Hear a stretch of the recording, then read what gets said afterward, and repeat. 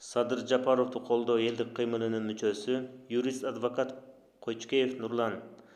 Нурлан мырза, айтыңызчы, эмне себептен сиз Садыр Жапаровду колдоо элдик кыймылына кошулдуңуз?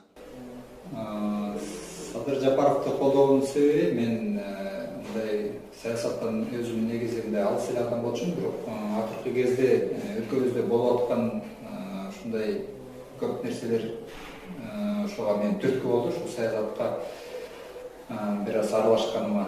Анан ошо аралашкандан кийин бүгүнкү күнү саясатта жүргөн инсандардын арасынан мен тандаган ошол Садыр Нуркожоевич болду. Эмне себептен муну тандап ошого токтолдум дей турган болсо, мен мындай нерселерге токтоп кеткем. Бул адамдын болгон көз карашы,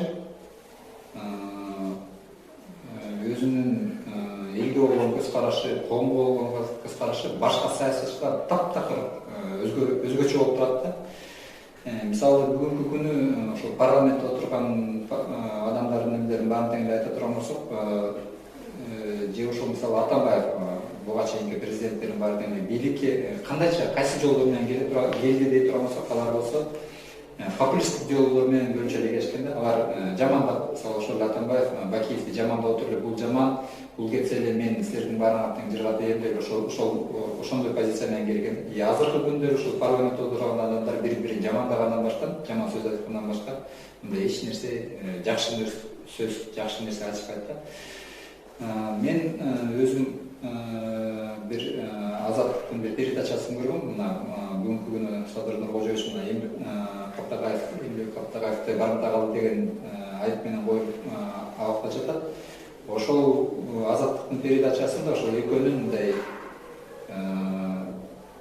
ортосунда болгон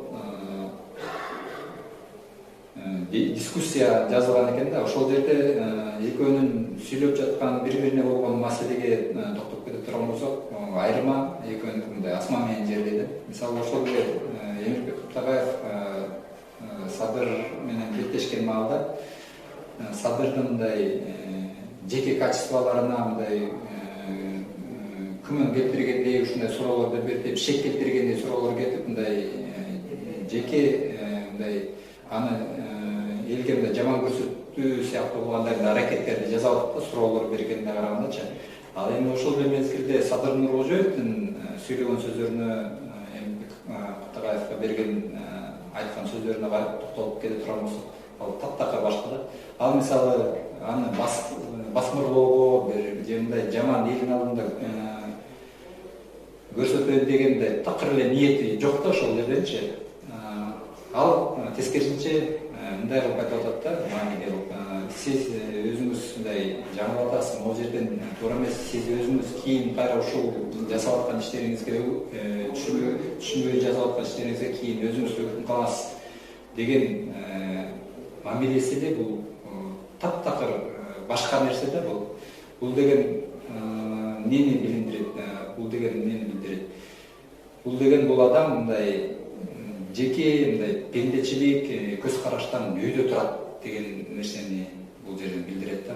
Демек бул адам Садыр Нуркожоевич мындайча жөнөкөй адам эмес да. Бул майда чүйдө нерселерден мындай үйдө турган деңгээли такыр башка адам деген ушундай деп түшүндүрөт.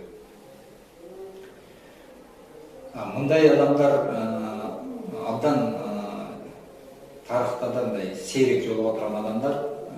Бул адам демек мындай деңгээлдеги адамдар, булар чыныгындай чоң алдында максат коюп, ошол чоң максаттарды ишке ашыра турган адамдар болуп, ушундай адамдар негизи тарыхта да сейрек келет. Демек ушундай адамдарды гана колдош керек. Ушундай адамдар эл үчүн кызмат кыларына мен терең ишенем. Ошон үчүн мен Садыр Нуркожоевичти колдойм.